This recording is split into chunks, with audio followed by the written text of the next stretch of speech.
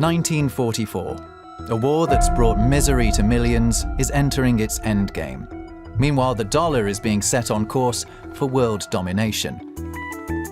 Meeting at Bretton Woods in New Hampshire, representatives of 44 countries agreed to a new world monetary order, with the US currency at the center of it.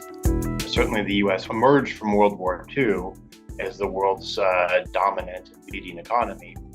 And the Bretton Woods system that was created after World War II had embedded within it as a particular role for the dollar. I mean, the dollar had a link to gold, but other currencies were all linked to the dollar. And that is 1944, there was something called Bretton Woods, and that's where the US dollar was tied to gold. In other words, the value of the US dollar was connected to the value of gold. And between Fort Knox and other areas, we had gold reserves. So the US currency on a global scale was deemed as being valuable, tied to gold, and stable. And in 1944, everyone came to this agreement to say, hey, let's peg the value of our currency to the dollar because the dollar is pegged to gold, and it brought international global stability. In the 1970s, US President Richard Nixon ditched the dollar's convertibility to gold. But by then, it had already been firmly installed as the central currency for global trade. And because of the United States' size, the dollar, in a sense, was a natural currency for most international transactions. And there's the added advantage that because the dollar was the central currency of the system, if two countries wanted to trade with each other, the easiest currency to use was generally the dollar. And so it continues to be. If entities in two different countries with two different currencies want to trade with one another, they'll almost certainly do so in dollars. US currency is involved in 88% of international transactions. So yeah, America went to Saudi Arabia. They brokered a deal. Well, Nixon and Kissinger brokered a deal with Saudi Arabia. And, you know, the question is, why would Saudi Arabia even do that in the first place? And I would say perhaps maybe they didn't even know the impact of what they had, but they wanted to do commerce. They understood that America is this, you know, land of the free, American propaganda. And, you know, they wanted to do business. They wanted to make a lot of money. And America was like, look, we'll give you military support. And Saudi Arabia actually wanted to dominate the Middle East with its military. And America said, look, we'll give you military support, your allies militarily. And that was kind of like a no-brainer for them. So they said, okay, we'll back the dollar we'll back oil by the dollar and make sure everybody that purchases oil has to buy it in dollars. And that alone just sort of gave America immense leverage and immense power. In 1971, Nixon took this off the gold standard.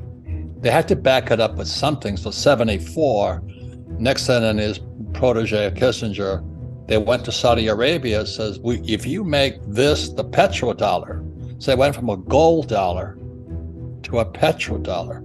And so they gave the dollar immense power throughout the world. They had to print extra of this. So the whole world had this in their banks all over the world. When it comes to having money set aside for hard times, to fund exports, service debt, or balance their own currency, central banks and treasuries more often than not put their faith in the dollar. 62% of countries' reserves are held in US dollars. 62% right now. And so even though we went off the gold standard, we're the reserve currency. So people see the United States currency as very stable. Look, since the end of World War II, the dollar has been the safe place to go, and it's been backed up by a couple of things. It originally was backed up by gold, but President Nixon took us off the gold standard, so there's no hard asset backing up the dollar anymore for the last 50 years.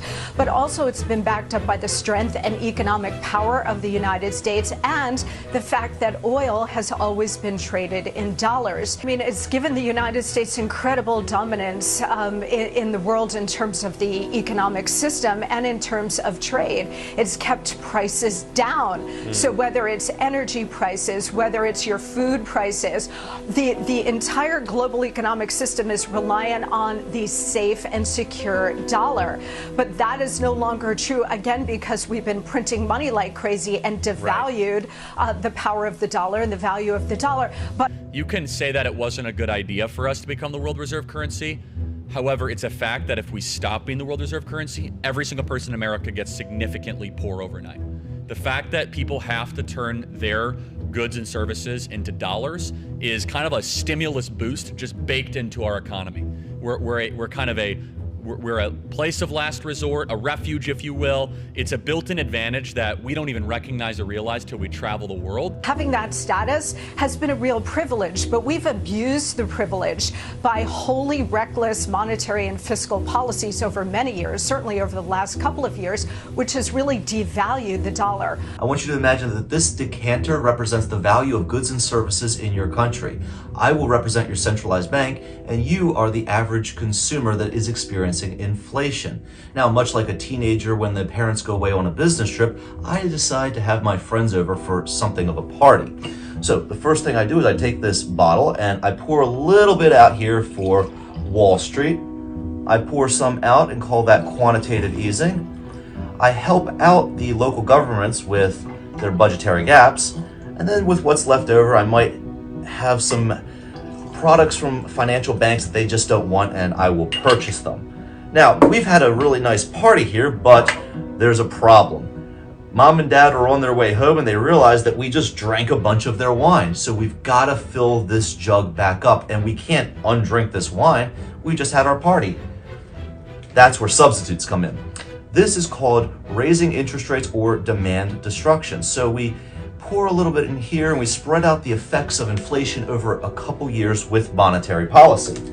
But that might not be enough to offset all the wine we drank. So we allow for GDP growth, and we stimulate GDP growth to also offset the effects of this inflation or us drinking this wine.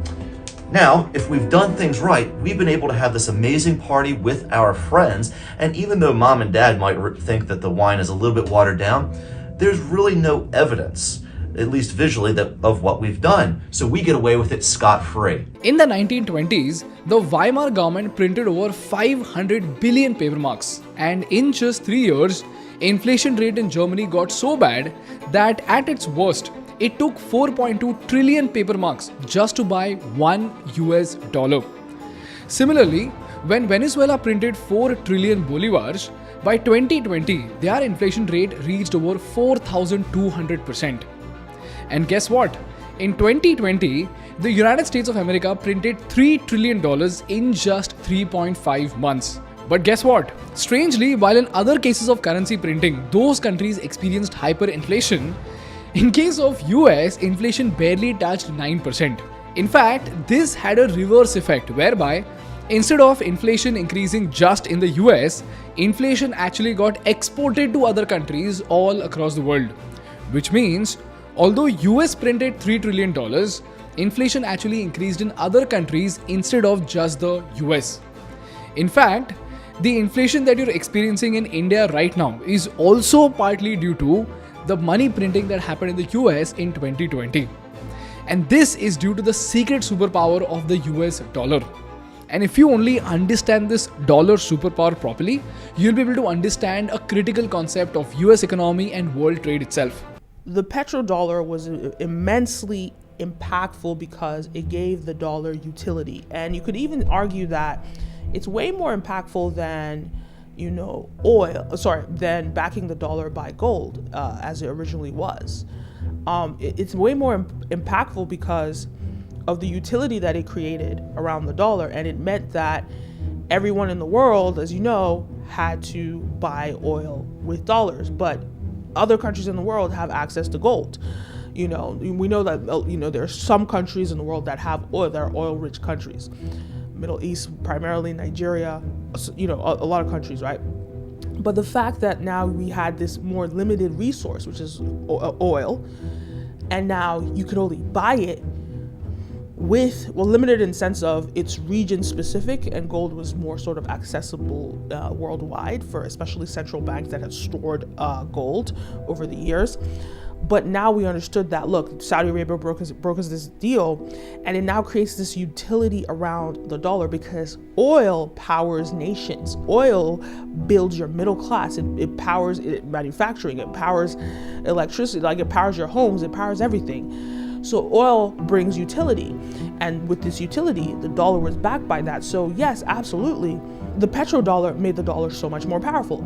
And you could argue that at the end of the day, that was a better strategy for America. It actually fueled America in becoming an even bigger powerhouse than it was prior to Nixon doing this, right? But the people in the monetary world would not agree with this because at the end of the day, too much is given, much is required. And what was required of the US by doing this, it meant that they had to print a lot of dollars so they could export these dollars around the world. Now, what happens when you print money? Inflation happens. And in addition to that, not only was there this inflation of dollars being spread across the whole world, but in addition to that, America has a spending problem because of the leverage and the power of the dollar. America internally, as a country, abused that money. So America has a spending problem. We have a debt right now of 31 trillion. It's like 31.4 trillion as I'm recording this right now. 31.4 trillion or something, almost 31.5 trillion. And that's like 500 billion. Oh gosh. It's a lot of money. So yeah, there are pros, but there are also cons, and you have to, you win some, you lose some, you got to weigh it all together.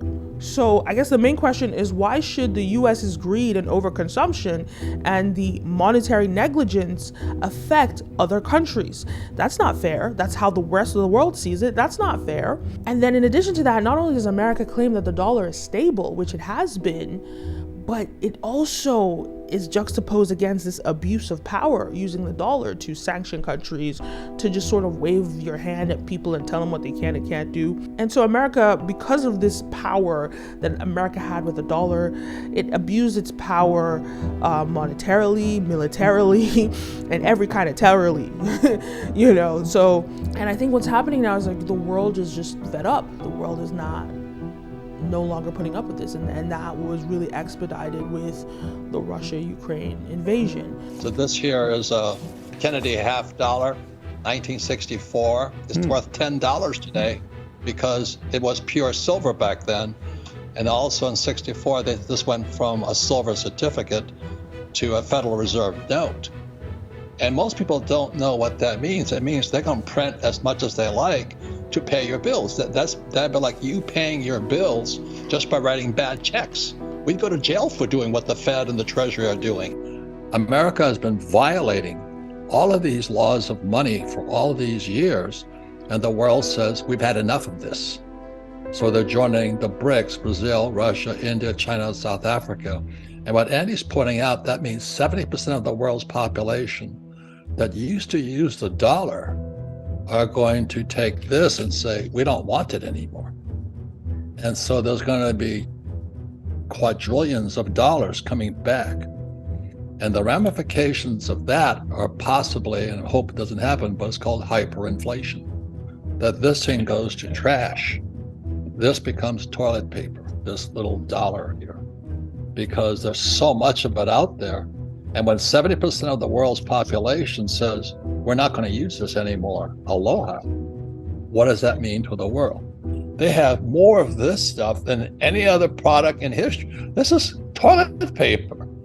And what that guy was saying from Kenya is when this stuff starts coming back in, it's just not how much they printed, it's how much they've had in storage, because they had to be able to buy oil in this stuff here. So what's going to come back is a tidal wave of this toilet paper upon America. And this little $35 coin here, I don't like to make predictions, but I'd rather have this than this here. And it's really tough to get people to say, no, I'd rather have toilet paper. It makes no sense to me. The glue that makes all of this stick is the backing of a new system with commodities such as gold. So check this out. The gold holdings as a percentage of reserves, these are all countries that have either applied to the BRICS or are already in it. Venezuela, 82% of their reserves are in gold. Uzbekistan, 65%. Kazakhstan, 63%. Bolivia, 55%. Belarus, 40%. Turkey, 29%. Turkey was the largest importer of gold in the world last year and has continued that for the first month of the year here in January, being the largest importer of gold. And as of last year, when I put these numbers down at the very end of the year, Turkey had 29% of their reserves in gold, and that's grown. Pakistan, 29%. Kyrgyzstan, 22%. These countries are accumulating the glue that will make this cohesion stick.